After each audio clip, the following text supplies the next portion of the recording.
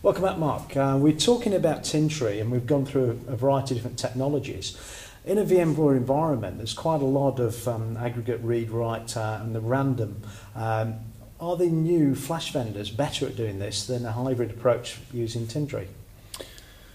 So obviously, as you state, in a VMware environment, there is a high demand for random-based IOPS. So the more virtual machines that you've got running, obviously the more I/O that's going to be generated, and it's always 100% completely randomized by the hypervisor.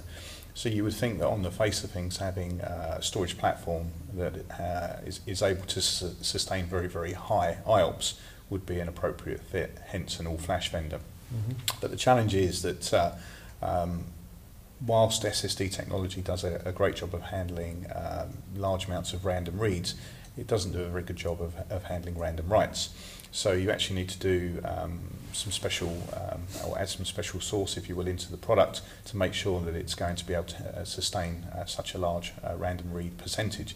And in fact, if you're rolling out lots of virtual desktops, some 80% of the normal working load, if you will be based on a random write. So it's very important to be able to handle those intelligently.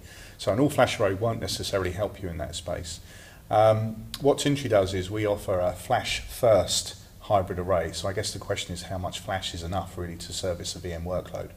And the answer now obviously is it depends, as it always is with any question in IT. But the reality is we perform things like inline deduplication and compression. That allows us to do a couple of things.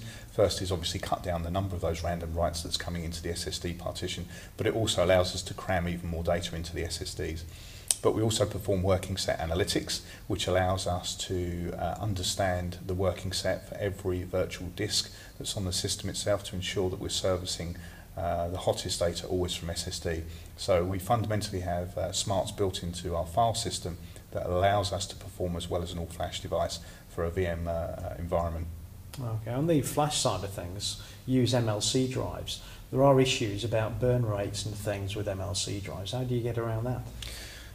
It's an interesting dilemma. So we actually have a couple of layers of protection built into the Tintri architecture. So this is a problem that is very specific to MLC-based flash.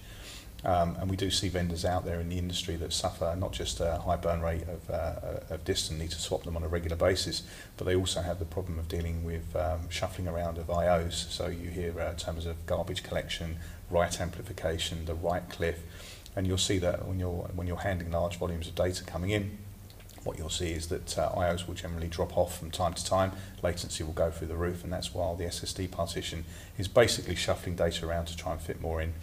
What we do at Tintri is we perform inline deduplication and compression that cuts down the number of writes that are actually hitting flash, but we also use mirrored NVRAM to bunch up those small random block writes, so we only ever perform sequential full stripes.